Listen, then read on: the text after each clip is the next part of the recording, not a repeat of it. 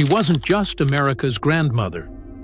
Behind the pearls and polished smiles, Barbara Bush carried something far heavier than the public ever knew. Grief that shattered her reflection. Secrets that historians whisper about but never confirm. And a lineage that, if true, connects one of America's most influential women to a man once called the wickedest in the world. Her life unfolded like a public fairy tale. But beneath the surface, it was something else entirely. And that contradiction is not just intriguing, it's strategic. Because in the theater of power, the most dangerous players are the ones no one suspects. Barbara was never just a first lady. She was the matriarch of a dynasty, the spine behind 2 presidencies, and possibly something more. There's a theory, one most dismiss without reading past the headline, that ties her to a figure so controversial, so taboo, most researchers won't even touch it. But if you follow the timeline and look at the patterns, the coincidence becomes harder to ignore. I'll return to that in just a moment. If you're still here, it means you value depth. It means you want to see the side of history that rarely makes the evening news. This channel is about that, revealing the structures of power, the hidden gears behind political machines, and the stories the official biographies leave out.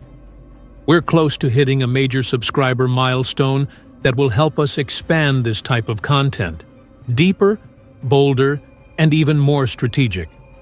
If you subscribe now, you're not just supporting the channel. You're signaling that you want to see past the facade, that you're ready for the uncomfortable questions. And this story is full of them. Because to understand Barbara Bush, not the symbol, but the strategist, we need to start not in Texas or Washington, but in Paris, in the year 1924. And what happened there may hold the key to everything that followed. There's a chapter in Barbara Bush's story that's been quietly erased from mainstream biographies. It doesn't begin in Texas or at a campaign stop. It begins in Paris. The year is 1924. A young American woman named Pauline Pierce, elegant, ambitious, and freshly liberated by the Jazz Age, arrives in France under circumstances that no one in the Bush family has ever explained in full. Her name would soon be forgotten by the public, but her daughter would become one of the most powerful women in American political history. Here's where the shadows start to move. Historical records confirm that during that same period, Paris was home to one of the most controversial figures of the 20th century, Aleister Crowley. An English occultist, writer, and ceremonial magician, Crowley was notorious for orchestrating esoteric rituals that combined mysticism, sex, and psychological manipulation. The British press dubbed him the wickedest man in the world. Most historians dismissed him as a fringe provocateur, but others saw him as something else entirely, a master of hidden influence. According to British author Nicholas de Vere and a series of independent researchers in the early 2000s, Pauline Pierce was allegedly connected to a group of Americans who attended Crowley's rituals during her Paris trip. The theory, still considered speculative by most, suggests that she may have conceived Barbara Bush during or shortly after her return from that inner circle. There is no birth certificate linking Crowley directly to Barbara, no DNA proof. And yet, the timing is disturbingly aligned. Pauline was in Paris in late 1924. Barbara was born in June 1925. It would be easy to dismiss this as fringe conspiracy. But the very reason the theory persists isn't because it's proven. It's because it was never truly investigated. The silence is louder than denial. Even more curious is that despite her prominence, Barbara never publicly discussed her mother's time abroad. Not once. That omission, deliberate or not, only deepens the shadow. But there's another moment, decades later, that transformed Barbara not just psychologically, but physically. And unlike the Paris chapter, this next one is heartbreakingly real. I'll return to it in a second. In 1953, Barbara Bush experienced a form of grief so visceral it left a mark on her body. Her daughter, Pauline Robinson, known simply as Robin, was just 3 years old when she was diagnosed with leukemia.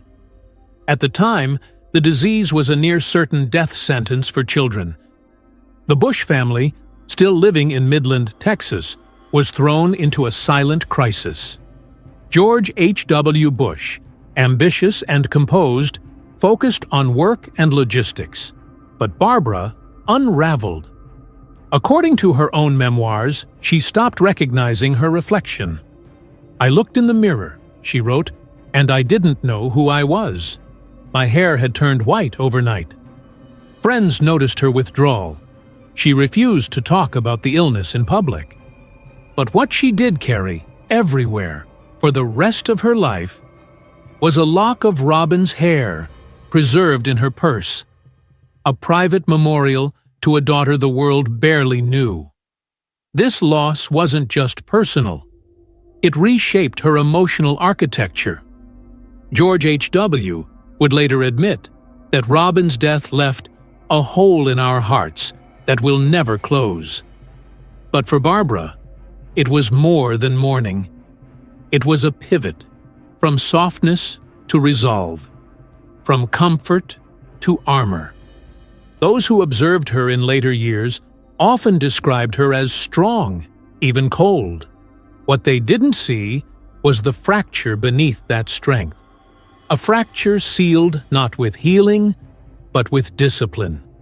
This moment, often omitted from political retrospectives, is crucial because it explains what followed. A lifetime of sharp wit, emotional distance, and brutal honesty disguised as humor. Grief didn't break Barbara Bush. It calcified her. But just as her public resilience began to define her, her private world was collapsing once again. Only this time, the threat wasn't disease. It was despair. And what she wrote in her diary during that period reveals a woman closer to the edge than anyone realized. By the early 1970s, Barbara Bush's public image was composed and unshakable. But her private writings reveal a woman quietly unraveling. As George H.W. Bush ascended through the ranks of American power, from U.S. ambassador to the United Nations to CIA director, Barbara faced a different reality. Alone, isolated, and increasingly invisible, she fell into a psychological free fall. Her diaries from that period are haunting. One entry reads, "I am so sad, so depressed. I feel unneeded. I don't want to live anymore." Few knew how close she came to leaving it all behind. According to biographer Susan Page and longtime friend Heather Henderson, Barbara once packed her bags, ready to walk out on her marriage. The trigger? A deepening sense of emotional abandonment, compounded by widespread rumors of her husband's long-standing relationship with his aide, Jennifer Fitzgerald, who traveled with him extensively for over a decade. The Bush family never confirmed or denied the rumors, but the silence was telling. Barbara chose not to leave. She stayed, as she would later admit, for her children. George W., Jeb, Neil, Marvin, Dorothy, they became her anchor, her justification, her reason to continue. But that decision came at a cost. In public, she hosted dignitaries, smiled for cameras, organized state dinners with flawless grace. Behind closed doors, she often felt like a ghost in her own home, unseen, unheard. And yet, she never spoke publicly about the pain. That silence, in itself, became part of her power. It made her unpredictable, even dangerous in political terms. Because a woman who has already faced the abyss is not easily threatened. What's even more revealing is how this internal fracture shaped her approach to politics and motherhood, especially when it came to her son, George W. Bush. Their dynamic, protective, combative, brutally honest, would later erupt in ways no campaign strategist could control. And at one key moment, it nearly cost him the presidency. In the political theater of the year 2000, every word was a weapon, and Barbara Bush, despite her charm, never carried a dull blade. As her son, George W. Bush, campaigned for the presidency, Barbara took to the trail with her usual blend of maternal pride and sharp tongue. But one offhand remark to a group of reporters would send shockwaves through the campaign. She said casually, "George says silly things sometimes, but he's not a dummy." It sounded benign, until it wasn't. Within hours, headlines exploded. Barbara Bush calls son silly. Talk radio lit up. Late-night comedians ran with it. Voters who already questioned George W.'s intellectual depth seized on the quote.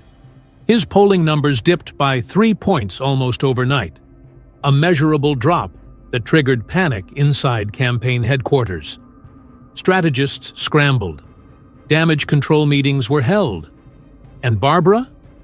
She refused to retract the comment. Her response to the backlash was characteristically blunt.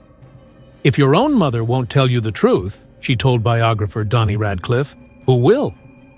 For many, it was refreshing. For others, it was reckless.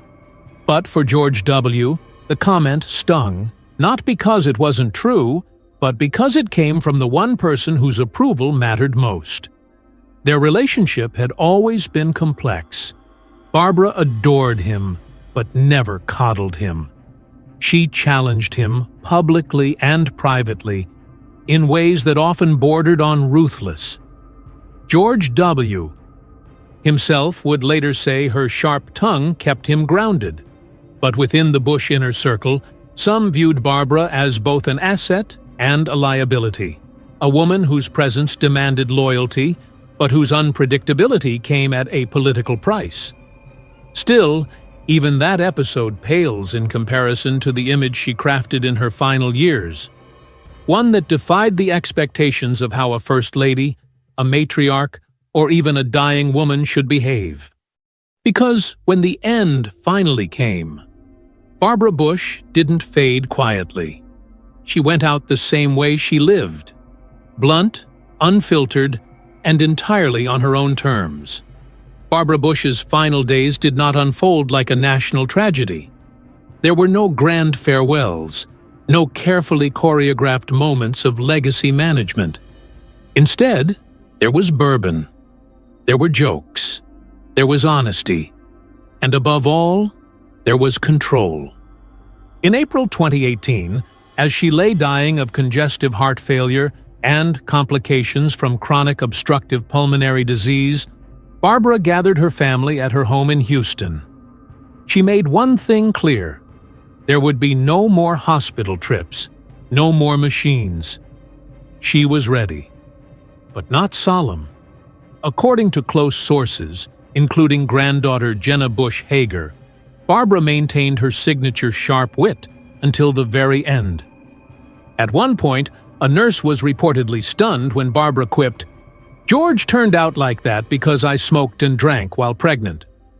Whether meant as sarcasm or confession, the comment encapsulated everything the public often misunderstood about her: the layer of steel under the pearls, the calculated humor masking discomfort, and the refusal to be sanitized by public expectations.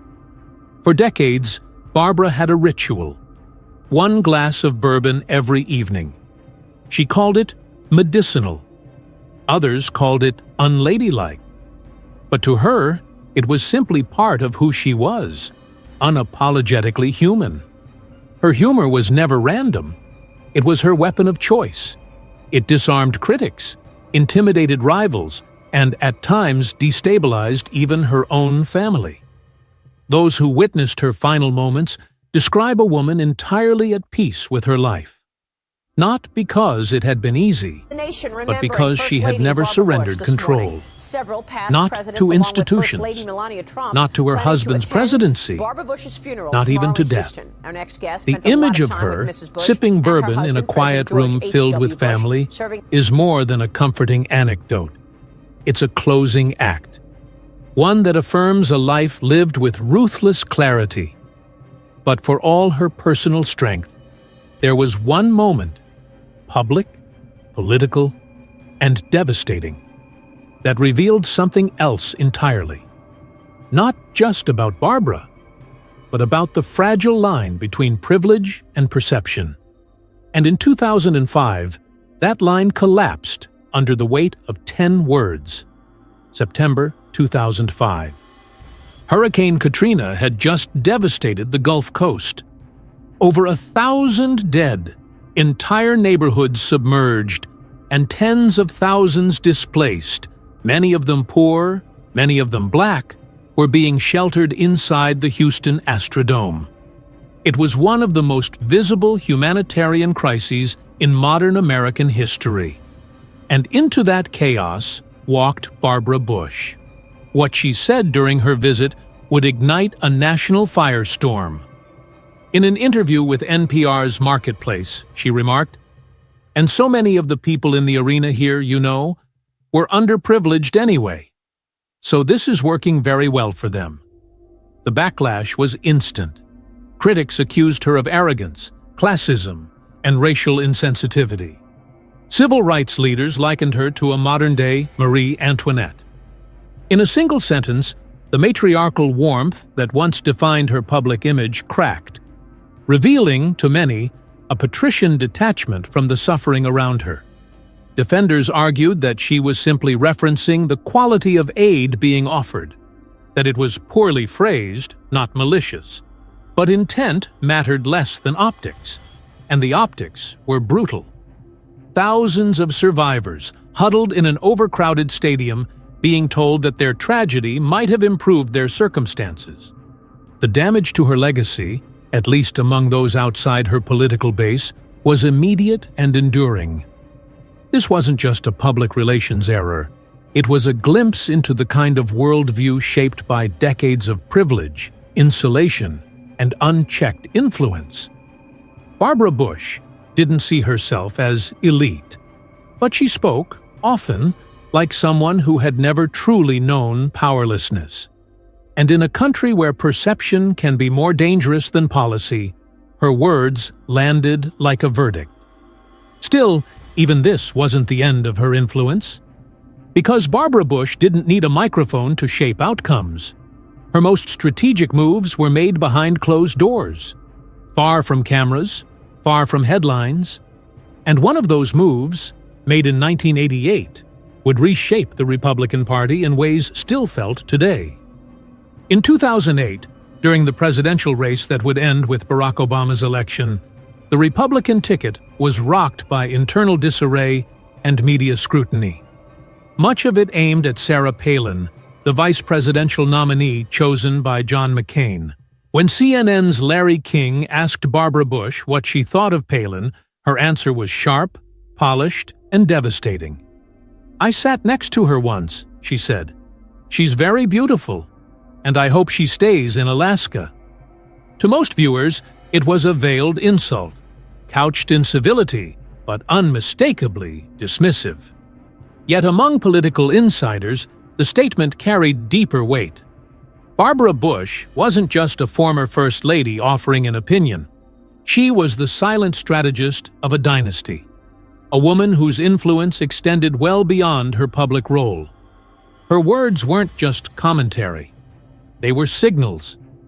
Few people outside Washington remember that in 1988, during George H.W. Bush's presidential campaign, it was Barbara who reportedly forced the selection of Dan Quayle as his running mate. Senior advisors objected. She overruled them. According to Kitty Kelly's unauthorized biography, The Family, Barbara saw Quayle's youth and conservatism as politically advantageous, despite his inexperience. It was a calculated move, one that revealed the extent of her leverage within the Bush political machine. For decades, she operated as the unacknowledged architect of influence. She didn't negotiate policy. She shaped the people who did. Her opinion wasn't just motherly advice. It was often the final word. And while the public saw her as grandmotherly, pragmatic, even blunt, those within her orbit knew she was something else. The enforcer. The one whose approval you needed, and whose disapproval could end a career. The jab at Palin wasn't just personal, it was strategic. A subtle warning about the limits of charisma without substance, about the dangers of populism without discipline, and perhaps a reminder that in the game of legacy politics, real power rarely wears a name tag. But Barbara's influence wasn't limited to candidates or campaigns. Behind the image of modest pearls and conservative grace was a woman moving millions of dollars, anonymously, quietly, and with a level of precision that few ever recognized. Barbara Bush's white pearls became her trademark, consistent, unpretentious, and symbolic. They weren't real. In fact, they were famously fake, valued at only $20. When asked why she didn't wear genuine ones, her response was casual. These look better, and if they break, who cares? It was a soundbite that played well on television, reinforcing her image as grounded and practical. But the simplicity masked something much more strategic beneath the surface. While the public saw modesty, what they didn't see was scale. The scale of her influence, her generosity, and her control over where resources flowed. Between 1989 and 2008, Barbara personally directed millions of dollars toward literacy programs across the United States. Many of these donations were made anonymously, often under the name a friend. Her only demand? Results. Not press releases, not naming rights, just outcomes. One former United Way director recalled receiving large, unannounced checks bearing no signature other than that pseudonym. When traced back, they led to Barbara's network. This wasn't performative charity. It was deliberate, structured, and deeply personal. Literacy, to her, was not a soft cause. It was foundational, a quiet weapon in the fight against ignorance and poverty. In that context, the fake pearls take on new meaning. They weren't an act of frugality. They were a signal. That appearance meant nothing without substance.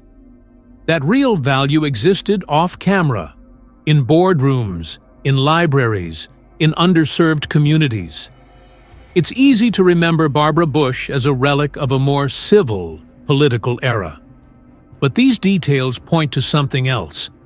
A woman who understood that power didn't always require visibility, and that sometimes the most strategic moves are made without attribution. But for all her quiet generosity, Barbara's words, especially in private, could be anything but gentle. Because when it came to her family, her allies, and her rivals, she never hesitated to strike. And when she did, it left a mark. Barbara Bush's sharp tongue was no secret. But what many mistook for Southern frankness often concealed a deeper pattern. A calculated use of language to assert dominance, test loyalty, or deliver humiliation without ever raising her voice. Inside the Bush family, her words could sting more than any political opponent's attack. Her granddaughter, Jenna Bush Hager, once recalled childhood summers at the Bush compound in Kennebunkport, Maine. Barbara, upon seeing her, would greet her with a smile and a jab. "Oh, Jenna, you've gotten chubby this year." To the outside world, it might seem like harmless grandmotherly teasing. But to those within her orbit, it was part of a larger repertoire, one that blurred the line between affection and control. Even on the national stage, Barbara's barbs left bruises.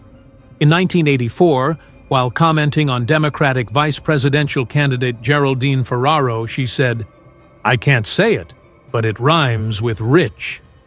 The implication was clear, and so was the backlash. Days later, she publicly apologized, calling it one of the most embarrassing moments of her life. But by then, the damage was done. The insult had landed, and Ferraro was forced to respond, not to policy critique, but to personal mockery. These weren't slips of the tongue.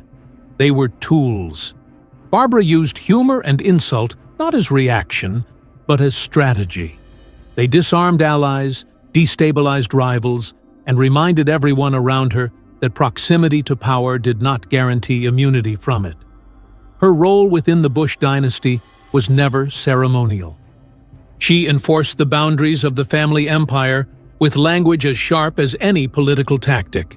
In a world where most first ladies are remembered for grace or diplomacy, Barbara Bush remains singular, a woman whose words left scars as lasting as any policy. And yet, when it came time to write her final chapter, she rejected the spectacle. No state funeral, no procession, no grandeur. Her last act, like much of her life, was a controlled departure, one that spoke volumes without saying a word.